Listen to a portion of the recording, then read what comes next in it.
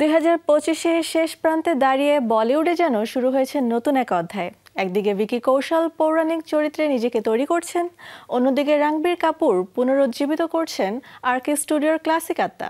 এই দুই তারকা আলাদা পথে হাঁটলেও লক্ষ্য এক, বলিউডকে তার ঐতিহ্য ও নতুনত্বের সংযোগে ফেরানো।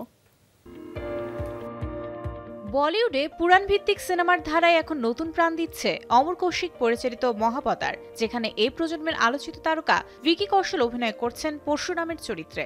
সিনেমাটি শুধু মিথোলজিক্যাল রূপকথা নয়, বরং আধুনিক সময়ে ধর্ম, অহংকার ও পুনর্জন্মর দার্শনিক সংখ্যাতও তুলে ধরবে।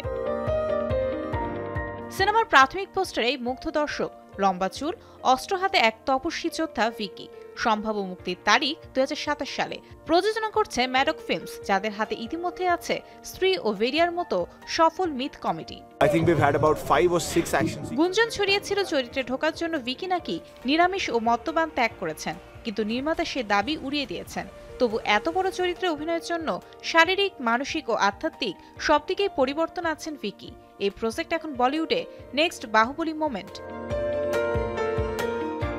অন্যদিকে রণবীর কাপুর শুরু করেছেন এক আবেগঘন উদ্যোগ, পুনরুজ্জীবিত করছেন তার দাদা রাজ কাপুরের স্বপ্নের প্রতিষ্ঠান আরকে স্টুডিওস।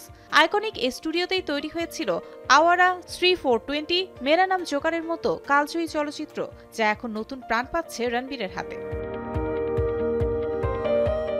গুঞ্জন রয়েছে রণবীর এখানেই পরিচালক হিসেবে আত্মপ্রকাশ করবেন। তিনি এটিকে রূপ দিতে চাইছেন এক ক্রিয়েটিভ ভাবে। থাকবে প্রোডাকশন, পোস্ট প্রোডাকশন ও স্ক্রিনিং স্পেস। বলিউডে যখন পুরনো স্টুডিও বন্ধ হয়ে যাচ্ছে, তখন এমন উদ্যোগ শিল্পের পুনর্জাগরণের আশা জাগায়। প্রথম সিনেমায় তার সঙ্গে যৌথভাবে কাজ করতে পারেন নির্মাতা অয়ন মুখার্জি, আর কাস্টে থাকতে পারেন দীপিকা পাডুকোন। এদিকে এই দুই তারকা আবার একসাথে কাজ করছেন সঞ্জয় লীলা বানসারির আসন্ন সিনেমা লাভ অ্যান্ড ওয়ারে। তাদের সঙ্গে রয়েছেন আলিয়া ভাট, যা সিনেমাটিকে বানিয়েছে বলিউডের সবচেয়ে আলোচিত কাস্টিং কম্বিনেশন। বানসারি নিজস্ব বিশাল সেট, সঙ্গীত, আবেগ ও নাটকীয়তায় ইতিমধ্যেই প্রত্যাশা বাড়ছে দর্শকের। সব মিলিয়ে বলিউড এখন এক নতুন যাত্রাপথে। Mario Sen, showbiz tonight.